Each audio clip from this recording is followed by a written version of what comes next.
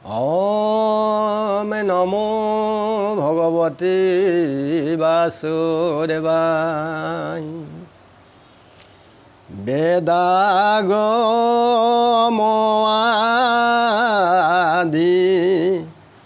কৰি যত বিস্তৰ শাস্ত্ৰ নাহি কাজ বিস্তৰ তীৰ্থ নাহি কি সুপ্ৰয়োজন সংসাৰ তৰিতে খোজা যেবে আপোন মুখ্যৰ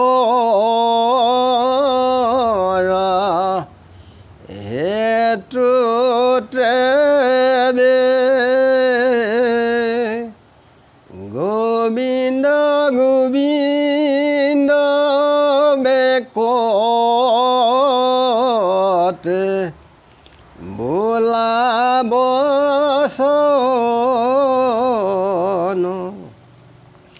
ধ্ৰুৱৰ বানপ্ৰস্থ আৰু ধ্ৰুৱলোক প্ৰাপ্তি দ্বিতীয় খণ্ড দুলৰী। ৰাম বিদুৰ কপতি মৈত্ৰেয় বদতি শুনা ভৈলা যে নপাছে সুনন্দ নন্দন দুহান বচন ধুবে যে শুনি আছে কৃষ্ণৰ আদেশ শুনি শেষ আনন্দে আকুল ভৈলা বিশালা তীৰ্থত নামি মহামতি শপতে স্নান কৰিলা মুনিগণ যত আছিল তথাত সবাহাকে প্ৰণামিলা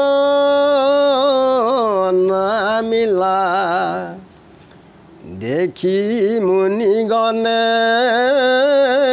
তুষ্ট হয়ামনি নিপতি কয়া শিল সবাতে বিদায়ী মাগি মহাশয় বিনয় বাক্য ভুলিলা বিমান কনিয়া পাদ্য বৰ্ঘদিয়া ভকতি ভাৱে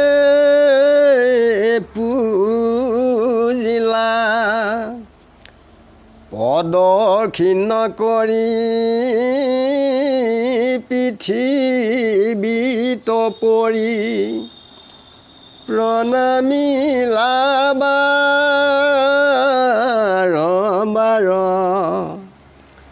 সুনন্দ নন্দন দুহান চৰণ কৰিল নমস্কাৰ সুমংগল কৰি বিমানত চৰি যাইবা কচান্ত নিপতি তপ্ত সুবৰ্ণৰ বৰ্ণ কলেবৰ প্ৰকাশ কৰ অন্তৰাতি দেহতৈ উত্তম দেখি নিৰূপম নিপতিৰ কলেবৰ দুয়ো পাৰিষদ ভৈলা নিশবদ তেজ দেখিব স্নবৰ দেও বাদ্য যত বাৱে আকাশত দুন্দুভি শংখ পলব ঢাক ঢোল ভেৰি কাহাল মোহৰি ভৈল মহামহোৎসৱ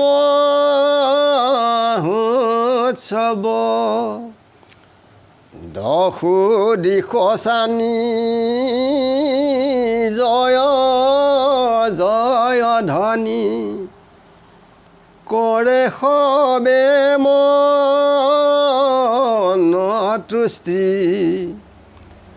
দেয় গণ যত থাকি আকাশত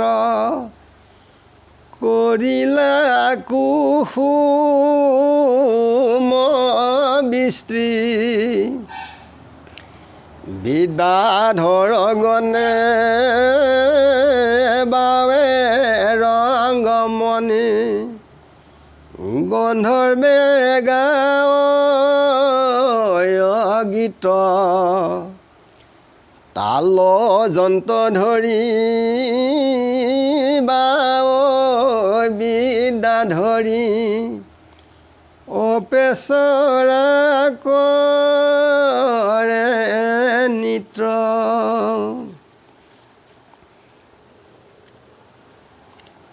মৈত্ৰেয়ে বিদুৰক কৈছে ধ্ৰুৱৰ পাছৰ কথাখিনি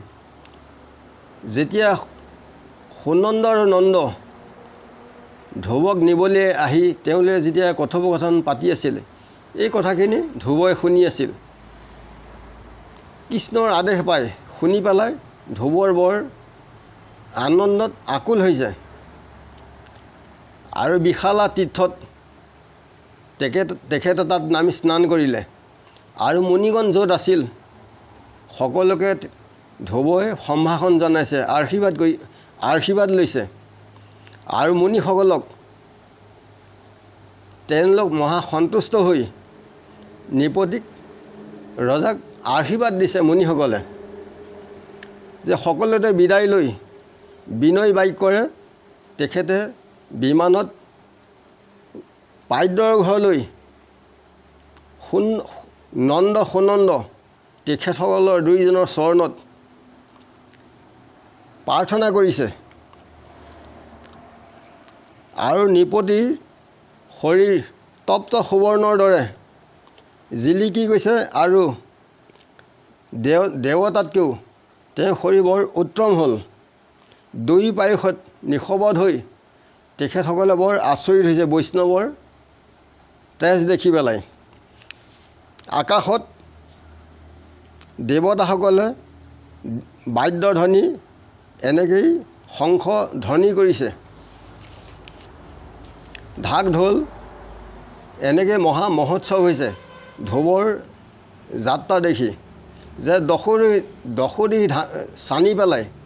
কেৱল জয় জয় শব্দ হৈছে আৰু সকলোৰে মনৰ আনন্দত তুষ্ট হৈছে দেৱতাসকলে স্বৰ্গত থাকি তাৰ পৰাই কুসুম ফুলৰ বৃষ্টি কৰিছে বিদ্যাধৰসকলে আনন্দ মনে তেওঁলোকে গীত গাইছে আৰু তাল যন্ত্ৰ ধৰি পেলাই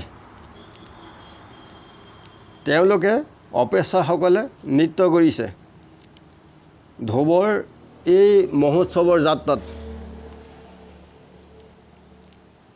ভকতক কদাচিতো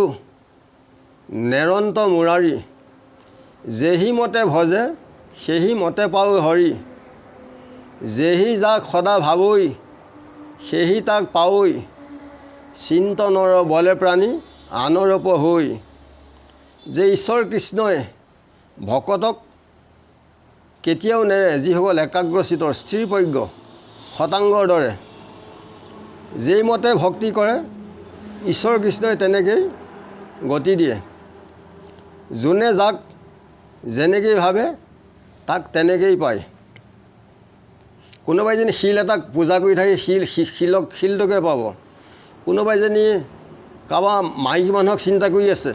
সি মৰাৰ পাছত সেই মাইকী মানুহ জন্মই ল'ব লাগিব। চিন্তনৰ বলে প্ৰাণী আনৰূপ হৈ। যে জ্বৰ ভৰতে মৃত্যুৰ সময়ত হৰিণ চিন্তা কৰি দেহ প্ৰস্থান কৰিবলগীয়া হ'ল, হোৱাৰ কাৰণে তেওঁ তাৰ পাছৰ জন্মত হৰিণ জন্ম ল'বলগীয়া হ'ল। এয়া তেওঁলোকৰ জাতিস্মৰ উপৰিজন্মৰ তেওঁলোকৰ বাসনা আছিল। সেইকাৰণে আমি জানি কেৱল ঈশ্বৰ কৃষ্ণৰ চিত দি পেলাই তেখেতৰ নাম গুণ সৰ্বক্ষণে স্মৰণ কৰিলেই সকলোৱে কল্যাণ হয়। ইমানতে আমি ৰাখিছোঁ। গুৰু কৃষ্ণ কৃষ্ণ মহাবীৰ হৃদয়ানন্দ কৃষ্ণ।